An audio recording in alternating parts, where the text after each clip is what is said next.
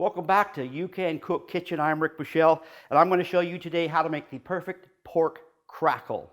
Before I start, I want to make a quick mention to where I've gotten this pork, and it's from Brent and Rebecca Pakanishkis. I hope I pronounced that properly. Now they're only, as the crow flies, 1 minute away from our place.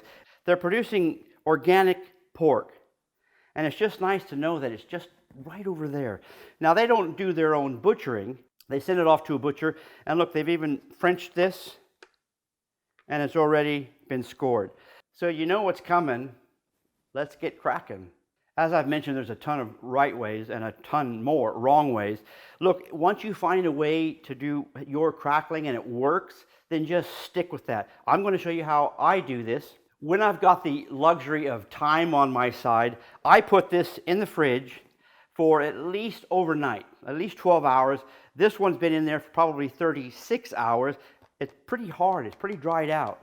If you don't have that luxury, I'm still going to show you the way. It's almost exactly the same way, but you just use more salt. The first thing I do is I prepare a tray. Got a little tray here, and I've picked some leaves out of the garden, and these are just curry leaves. They've got a really nice musty smell, something that you probably, from smelling it, you wouldn't want to eat, but that smell comes out differently when it's cooked. So I just put that down, and I'm not really a fan of rosemary, but I just take a couple of twigs of rosemary and I put that in there. And I purchased yesterday a bulb of fennel, and there's bits of offcuts and things. That's all going in. And if there is a marriage made in heaven, it's fennel and pork. A lot of times I'll use fennel seed on pork. The next thing that I do is I take my good salt and I salt this up really well. A lot of people are afraid of salt. As you can see, I'm not afraid of salt. It really brings out the flavor in your meat. I put that on there. The next thing that I do, I put a little bit of oil over the meat. And a lot of people say, don't put oil on this, don't put oil on it. Okay, well, if it works. I put the oil on just simply so that the salt sticks. I use a cheaper salt for the top, and you put a lot of salt on there. You go, oh my God, too much salt. It's not too much salt. It's going to come off at some point. And I spread that around. See, not enough salt.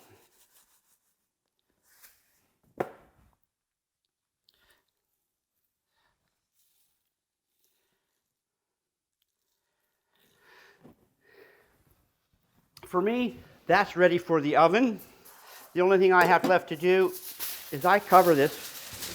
I put this in an oven about 130 degrees Celsius for about 2 hours. So it's slow cooking for about 2 hours. So we'll see in about 2 hours. Okay, it's been more like 2.5 hours. But look, you can't overcook when you're cooking at a low and long heat. I think this was 120 I told you. We're going to take this off and just remove the salt. Turn that around so you can see it. We're going to just scrape all that salt off.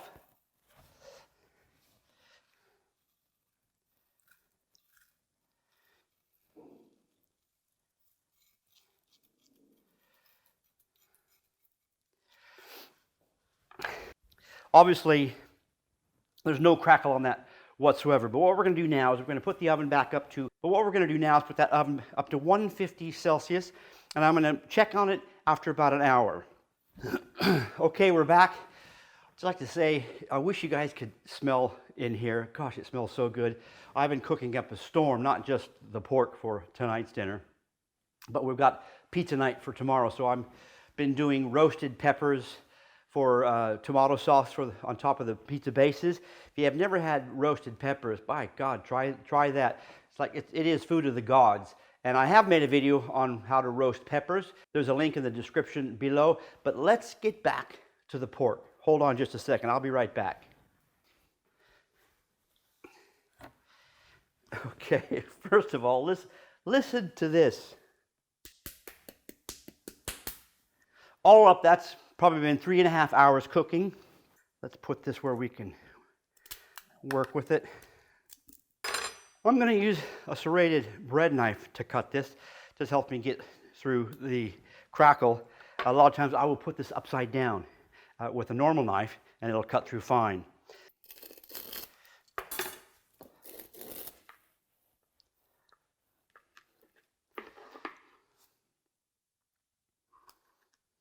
Oh gosh, gotta try it. Gonna try the meat first. Oh God.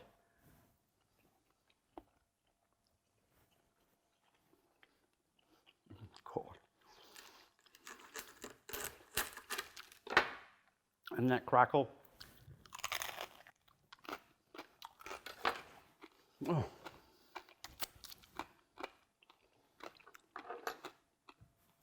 That's about as good as it can get. The only thing better is to serve that with maybe some mashed potato and some applesauce and some steamed veggies. This is You Can Cook. I know my videos are all over the place on all different kinds of things, but if you kind of like this and want to see more of this, please subscribe on my channel. Love to have you. It's a small community. We're growing slowly, but we're getting there. So until next time, I'm Rick Michelle. Have a great day.